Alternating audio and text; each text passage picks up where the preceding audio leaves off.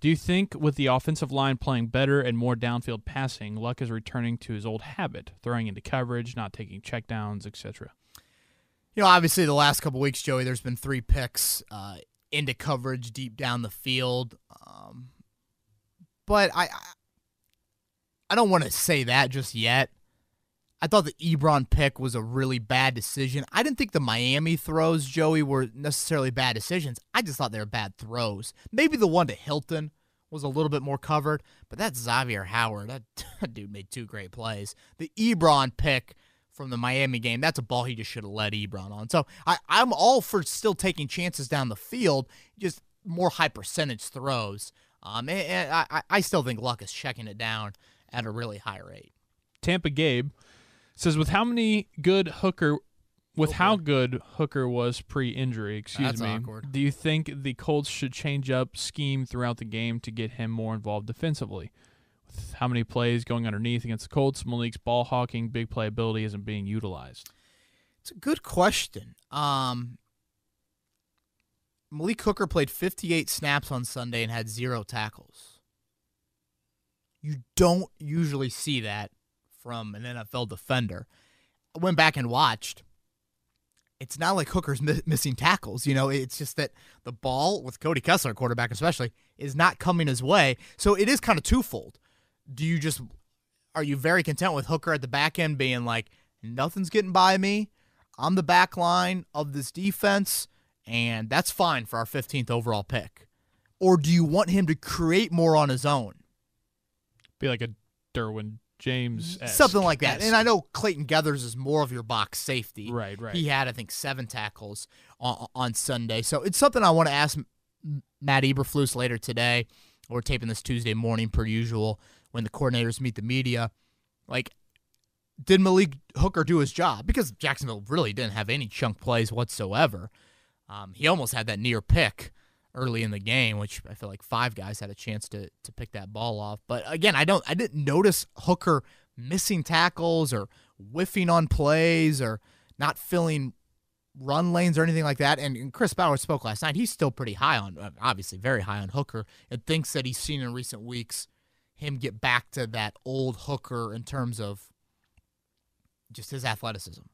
And that ACL is now, 13, 14 months past that. So it's an interesting question, a really good question, but I don't think the Colts will all of a sudden change the scheme to get Hooker more involved. This is from @Colts with Grant. He sends us a picture of Frank Reich leaning up against some shelves of cowboy boots and a Buffalo Bills jersey back in his playing days.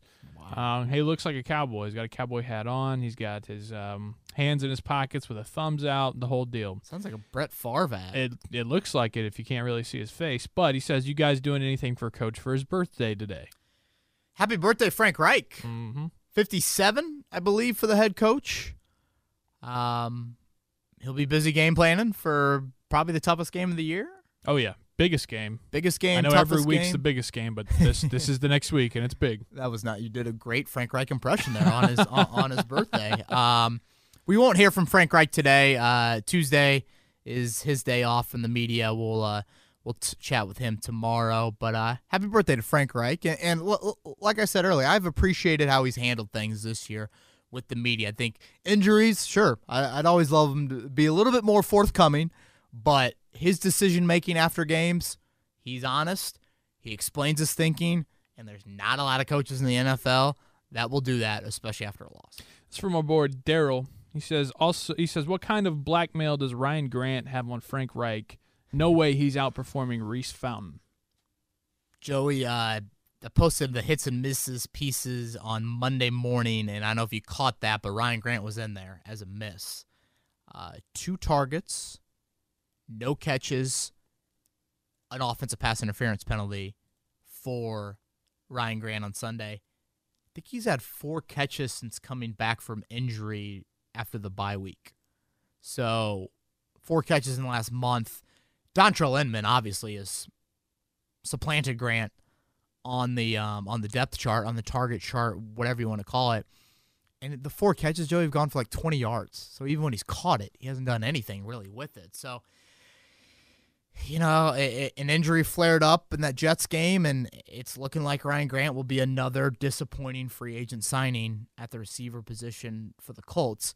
For the Reese Fountain people clamoring for it, at this point of the season, until the Colts get eliminated from the playoffs, I don't see them bringing up Fountain. I think they're going to run with the crew that they have. And maybe you saw on Sunday without Jack Doyle, that wideout group was exposed. Well, this isn't that's what I was going to get into. This isn't a question from a Twitter follower, but more so just from me.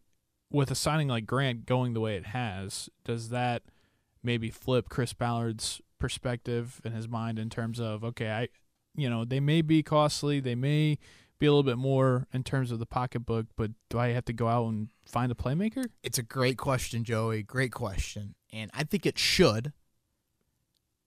Will it? Is the obvious question. I think Chris Ballard learned from 2017.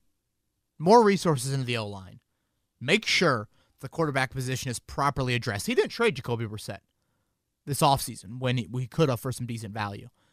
Now this year, I think when you look at the mistakes from 2017, Deion Kane injury didn't help, but I would say not investing enough at wideout in free agency what was an issue. So yes, I think you are definitely onto something there.